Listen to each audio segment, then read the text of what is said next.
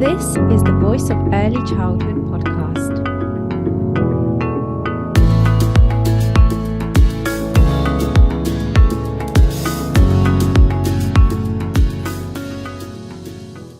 Hello, everyone. Welcome to the Voice of Early Childhood podcast. I have here with me Philippa Thompson, who is Principal Lecturer in Early Childhood at Sheffield Hallam University, as well as author and many other roles and things that you do. So thank you very much, Philippa, for joining today. And you're actually calling and recording all the way from Mauritius, which is, I didn't actually know where this is, in the Indian Ocean next to Madagascar. So that's very far away from where I am in England, in Nottingham. Yes, and a lot cooler where you are. So excuse the...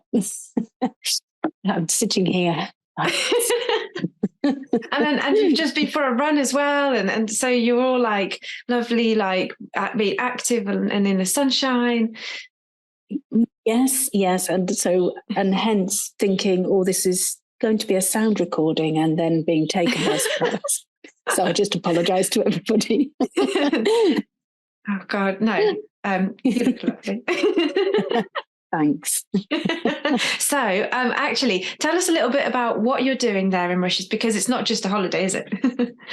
No, sadly not. No, I'm here with, I've got 8 students with me from early childhood, and another course called Education with Psychology and Counselling, who are all from our department in the Institute of Education. And they have come over to see education provision in all different guises on the island. So at the moment they are working in a school called Green Coast, which my lovely friend Sarah has organised for us, and she's a teacher there. So they've had a week there, and then they're going out to see other schools on the island, government school. They've been to a local preschool this week as well, which they've really enjoyed. So part of it is to enhance, is done with Turing funding. So they're funded to come, which is means tested. And it's part of the employability agenda, really. So building confidence, self-esteem, but also finding out about different ways of working with young children, learning from practice in Mauritius and seeing, looking at, they're going to be blogging while they're here, so looking at things like the role of the adult and constructions of childhood. And but today they're off island hopping Fantastic. in the north of the island. What a lovely place. Yeah, what a lovely place for them to go and have that experience, and essentially work experience, really.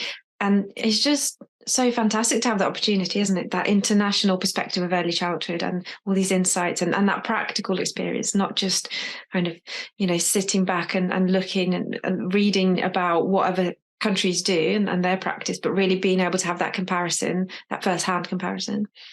Yeah, and they read so much, and we've been looking at, decolonising the curriculum, but actually coming and seeing how bilingual schools work, and how single language schools work, putting students in the position where if they're in a government school and they're speaking French, how do they feel with that? Yeah. Actually putting yourself in that position and learning from practice rather than thinking English practice is the best. You're coming and going, and questioning and criticality and thinking, why don't we do this? And why, and how climate affects education as well, and how you have to think differently in a climate, starting earlier, so they're on the bus at 6:30 in the morning. Wow. Oh God, I bet that's difficult for some. I mean, for me, I had to get up at 6 a.m. this morning, and that was hard because I'm a night owl. So I can imagine for them guys, wow, yeah, especially students. Yeah. Yes. So they're going through the school gates at 7:15, and everyone's at school, and the children are arriving, and so, but they finish earlier, and you can feel it getting hot, the heat. Yeah, as you go through the day, and just that different pace and how that works. When we're talking about slow pedagogy, and there's definitely a slow pedagogy because of the climate. And that's so interesting how the climate affects that, and that kind of rhythm of the day, I guess. Yeah, and it's wonderful to watch it and actually be immersed in it for them. Because they wouldn't have that opportunity in the UK necessarily. You don't quite understand until you've had that lived experience, or at least, in the presence of the lived experiences of those children and educators. And then you can really start to empathize with them. Yeah, absolutely. And they've just loved it every day. They've been so positive. I think it's one of those once in a lifetime experiences that, they'll never forget. So tomorrow the students are cooking a meal for Sarah and I to say thank you. So okay, that's going to be interesting. Yes, they've then asked us what they should cook, so we're a little bit concerned. Well, you never know. Students these days might be fantastic at cooking. we can't generalize. They're keeping themselves alive. So yes, they said at the end yesterday, said, "Do you mind pasta?" Well, we're fine. We'll bring ice cream for dessert, shall we? But yes, always up for ice cream, especially in a hot place like that. Yeah, and the most amazing ice cream. So, do they have you had any pistachio ice cream? That's my favourite. Oh, well, I'll have to hunt it out. We've had coconut is on list for coconut bunch, I think it is, and then really nice sorbets like nice. Passion fruit sorbet, and everyone's getting hungry now. Yeah, listening to all the ice cream chat. Yeah, anyway, so let's what we're actually going to discuss on this episode is so you are releasing and have released a book, Partnership with Parents in Early Childhood Today, with Helen Simmons and many others who have contributed to the chapters. So in this book, you discuss, this is something that I particularly want to kind of unpick a little bit with you. You discuss co-production. And in fact, this is the golden thread of throughout, isn't it, of the book? Yes. So I wanted to discuss what you mean by co-production with parents / families, carers. Yeah, I think it's a really interesting term. And actually, Katrina Fleming and Penny Balkett focus their chapter around co-production specifically at the beginning of the book. But it's a term that's becoming more familiar in research that was used mainly for public services originally. But for me, it describes perfectly when good quality early childhood practice is happening, then it's co-productive. So it's not just for public services, social services, and parents with who have children with special educational needs and disabilities. It's that application of actually in early childhood, there is some excellent practice, but there's also some practice that needs challenging. So if we look at that co-production, it's very much about, it's quite hard to say it in a nutshell, but it is about the power balance, I would say, in terms of the achieving a non-hierarchical perspective and relationship with parents. So that it's kind of that you're in it together.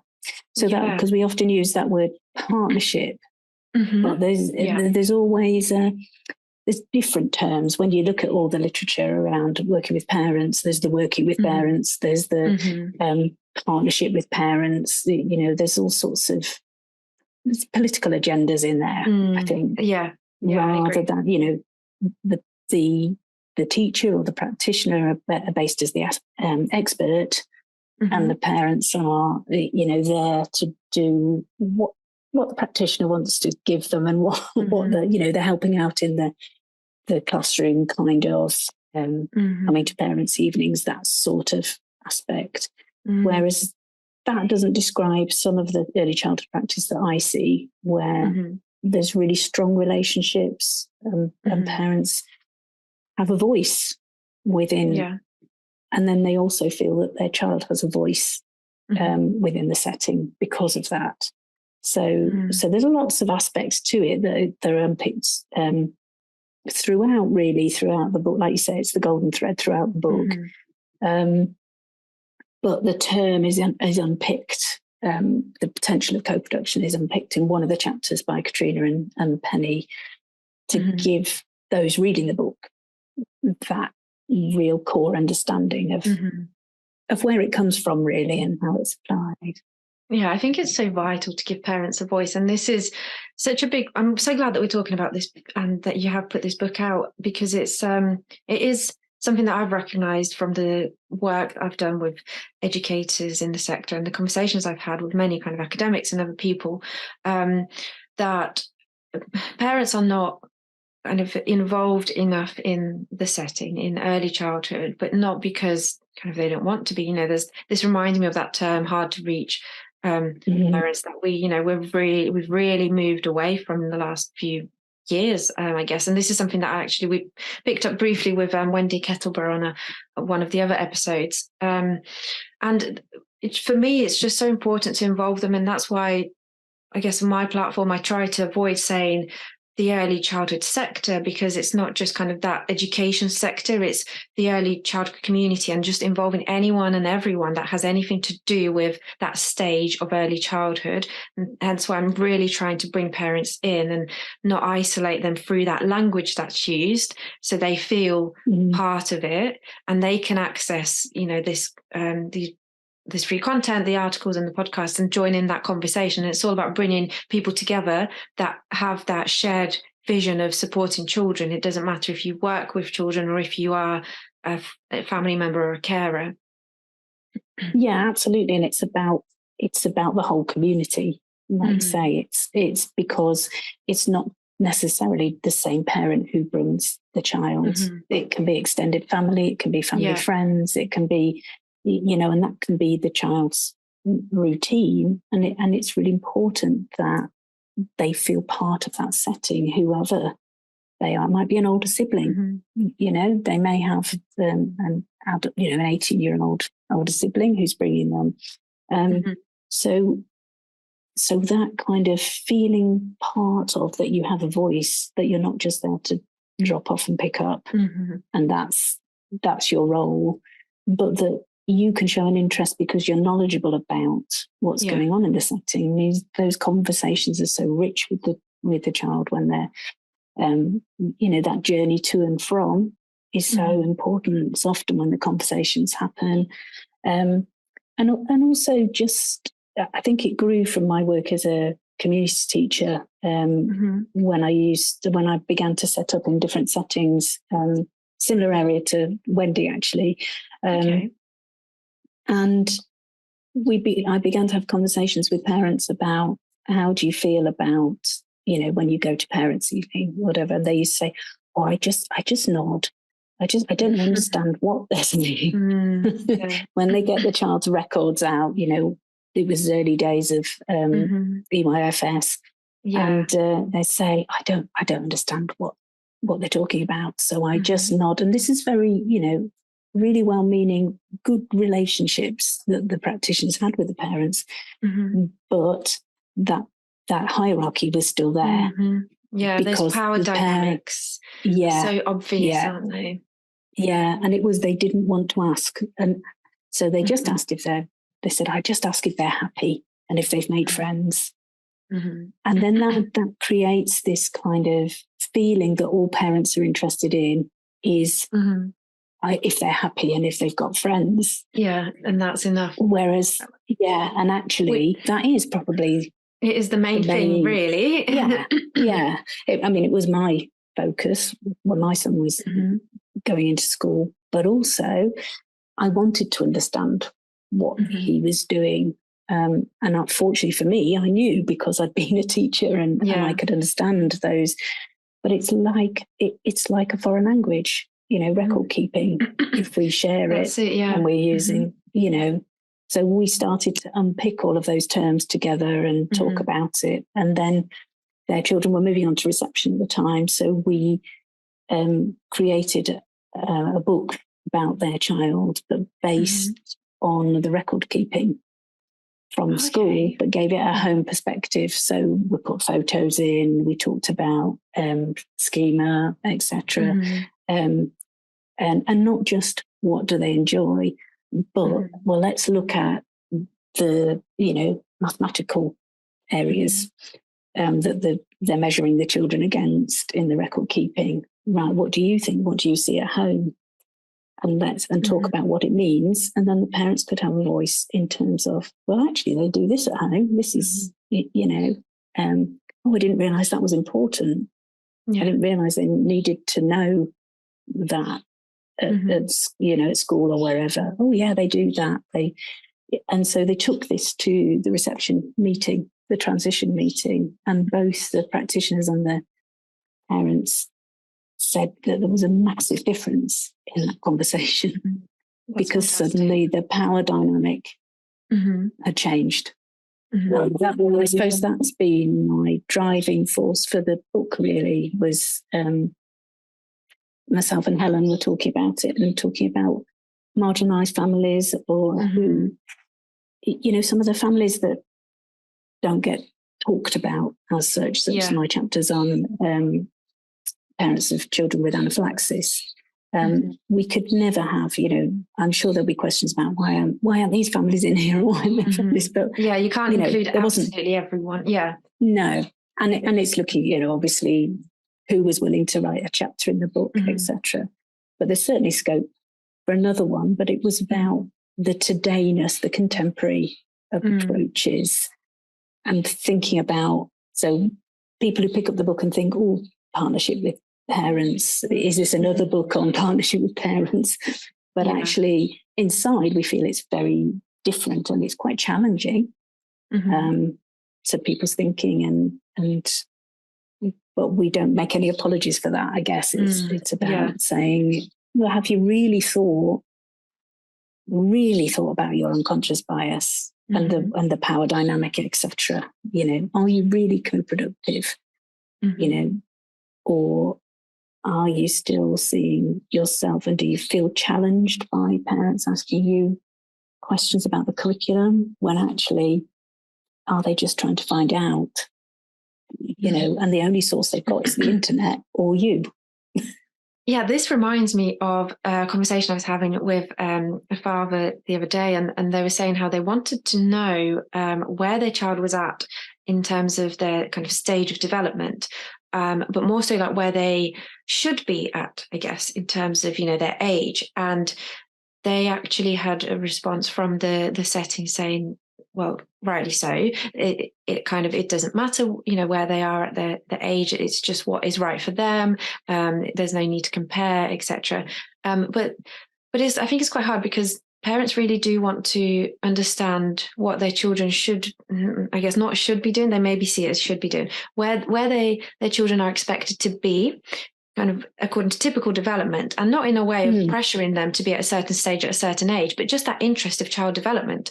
So that conversation was quite difficult between the parent and the setting, because the setting didn't want to almost let them know about the kind of ages and stage bands, because then they felt like they would feel pressured or they may start to push their child.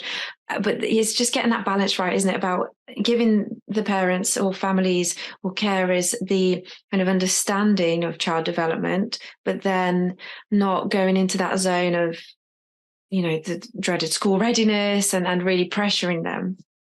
Yeah, and absolutely. And it's recognising that actually what parents have at the moment is quite a bias. They're fed by the media, achievements, league tables, Ofsted, etc. So, and of course, you're going to listen to that because you're interested, your child is in there. And if you haven't got a counterbalance to that, then those are the questions you're going to ask, because you want to know, is your child measuring up? To the rest of the children. Yeah. And so it's our job in early childhood and beyond to be the counterbalance for that, not to just say to parents, oh, it's a load of rubbish, don't listen to that. It's about saying, well, there's the accountability and the measuring. That's how our curriculum is set out. But there's also research that says the psychology perspective, the developmental psychology perspective, actually, it doesn't help us sometimes because every child develops individually, and we're interested in your child as an individual. And just as I've been talking to you, it made me think about the school that the students have been working at here in Mauritius. They send out a weekly blog from each class that they're in. So they run from preschool up to year 5, and they'll have year 6. They're a new school, so they're just rolling that through. But their blog talks not only about, haven't we had a lovely time, and it's been great this week. It's very much about, so this week they sent out a blog which included an explanation of differentiation for parents, and also what they're learning in terms of each class, what the focus is. And they have a very different approach to learning. It's not, there's no numeracy and literacy, sit down and listen. It's very much separate. Through play, through project-based, international curriculum. But that information that goes out to parents, the students are seeing that and thinking, okay, it's not just, and there are, also wonderful photos of the children, etc. But that explanation, so that, this is what it actually means, and this is what we're doing. So this is why your child might not be doing the same as someone else, rather than we kind of get that children split into groups. You'll see the ladybird group and the children always know what group they're in and what that actually means, no matter how you name it. Absolutely. So that goes back to the parents, and if there's no explanation of that, then you can begin to, I remember at my son's school, they had groups that were, when he was in reception, of circle, triangle, I think it was circle, triangle, square, pentagon or whatever. And he came home and said, it's obvious, isn't it? He said, the more sides you've got, the cleverer your group is. and that wouldn't have occurred to me, but he was probably in one of those 4 years old sides, because he figured that out. Wow. Yeah. But so however clever we think we are at disguising it, it's about, and it's so important to have those conversations and listen to that parent who says, I think my child should be in a different group or whatever. It's about the why. It's about, let's talk about this, and let's having that open dialogue. Let's see what do we see at school? What do you see at home? Why do we think we're not seeing that at school? What could we do to, those, for me, those conversations are so rich, because at the end of the day, the child is only going to benefit the child. And that's, we know we're all about that. And we shouldn't feel threatened by that.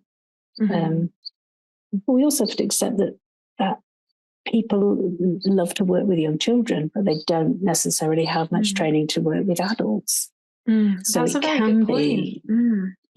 Where's that training? If you look at any courses or teacher education, for example, how much time do we spend talking about co-production, working with parents? Is that given as much balance as the curriculum? It's about, I would put yourself in the position of somebody who knows nothing about this, but they're sending their child to you and trusting you. So that for me, and then if you become in one of the marginalised groups, that becomes even more difficult. Yeah, of course. One of the chapters talks about working with parents of refugees and asylum seekers, and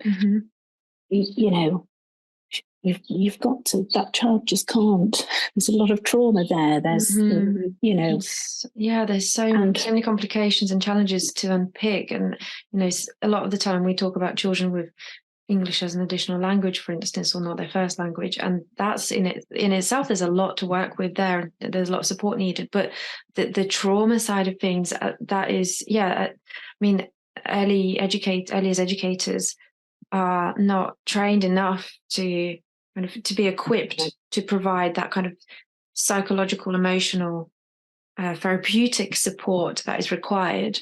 And especially, in the recent years, I guess that is something that the early childhood sector has education sector has kind of been thrown into, fortunately. But then it's even more unfortunate for these children. So it's really making me think, actually, how much more training is required, because we always talk about, we need training, but we talk about the training on the same kind of things, whether it's schematic play or curriculum or working in partnership with parents. And it's kind of those, when we say partnership, like you said earlier, it's more kind of surface level, and it's not as deep as you discuss. And then it's particularly what you mentioned about we're trained to work with children, but not with adults. That really made me think. I feel like that's like a thing to really unpick, and I've not really heard anyone talk about that yet. But I feel like maybe that could be another podcast episode in itself, quite a long one. Yeah, absolutely. And how many, and there are some places that get, like you've spoken to Wendy about, her work with parents, where they're encouraged to be the trainers of the next group of parents, etc. So it becomes that self-perpetuating, and it's not kind of the PTA kind of thing that we're looking for. It's about, and it takes a shift in thinking, because immediately people start to think about funding. Does it need funding, or does it need just a change in your practice, and challenging your unconscious bias is kind of the first, and that I think we should be doing with students. It's immediate. That should be starting. That should be the initial stage of there are future practitioners. Rather than if you sit in, some of them come back and talk about what they've heard staff talk about, or maybe negative perceptions of parents, things like they leave their buggies everywhere, or they, those kind of us and them sort of scenarios. And if you're that split. And if you're going in and hearing that, whether you're doing your level 2, 3, early childhood study degree, teacher training, if you're hearing that in practice, that's not, then that needs to be counterbalanced wherever you're, whoever's working with you outside of that setting, to say, right, what are the perceptions of parents in that setting? What do you feel about that? How would you do things differently? What, because otherwise we're not encouraged to think about it. We just follow the same practice. Yeah, that reflection is so vital, isn't it, for instilling in our future practitioners. That's something that I always really try and ingrain in all of my students that I work with. Yeah, absolutely. What difference are you going to make? And if you're only engaging with the child and not the parent, you've got pieces of the puzzle missing.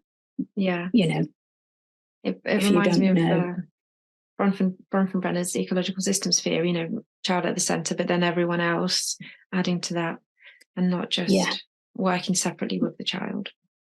Yeah, and that's where, Bronfenbrenner's great for that, I think, and also that kind of model of think about all the other agencies that probably these marginalised families are working with, out there that you don't even know. In the chapter about anaphylaxis, talking about maybe the after school care, or the fact that those children might not go on holidays like other children because of flying, or they're dealing with the hospital regularly, and that never crosses our minds, people who don't deal with that, who've never had that experience.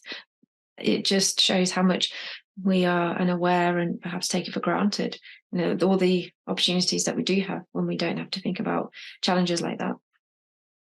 Yeah, and I think, and that for me, some of my research at the moment is about parent stories and about sharing their stories. And when we were at the World Forum, that's what we were talking about. I was sharing one story from a parent who really resonated with the audience, really, and caused a lot of conversation about well, we didn't know that's what it's like to be a parent of a child with anaphylaxis, or, and that can be applied to the other chapters in the book as well, with the other families, because we don't know what it's like, and we can't know what it's like, but we can listen to the stories of, what does it feel like to be, so maybe, practitioners saying to themselves, have I ever asked, or have I just assumed?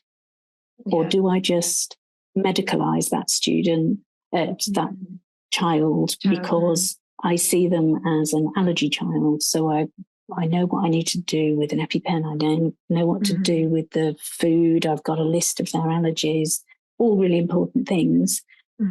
But when you medicalize it, you forget about the child. And the child disappears. They become a medical they become the allergy child. But actually there's all the oh, did you see the butterfly going around? Was that a butterfly? Yeah. Oh, how lovely. I mean, I have in England we've got flies whizzing past, haven't we, like when we're on Zoom, but you've got butterflies. How fantastic. Yeah, can I stay? Oh, well, on that note, I think it's probably best to let you go and enjoy the lovely sunshine. So thank you so much for joining on the Voice of Early Childhood podcast, especially all the way from Mauritius. Thank you very much. Yeah, apologies for my, you're in your hoodie, and I'm in as little as possible because it's so hot. But brilliant. It's been really good to talk to you, and hopefully it's helped a little. Yeah, of course. And so I will just say that for our audience, you can find out more about Philippa's work on the website, and also get an insight into the fantastic new book. Look. Oh, there it is. You've actually got a real copy. That's amazing. It's the first time I've seen, I not actually seen it in person, but I will get to, but yeah, so fantastic. Thank you, Philippa. I think this will certainly spark a lot of conversations, and we'll certainly have to have another follow-up episode, I'm sure. And there's been a lot of things to unpick. I think maybe some more about the social and medical models of disability, and all of those things, and perhaps working with adults and not just working with children in terms of that training that's required. But yeah, that's for another day. But I'll let you enjoy your time in Mauritius. Thank you very much for joining. Thank you very much. I enjoy a sunny day, hopefully, in England. Thank you. Thank you. Bye.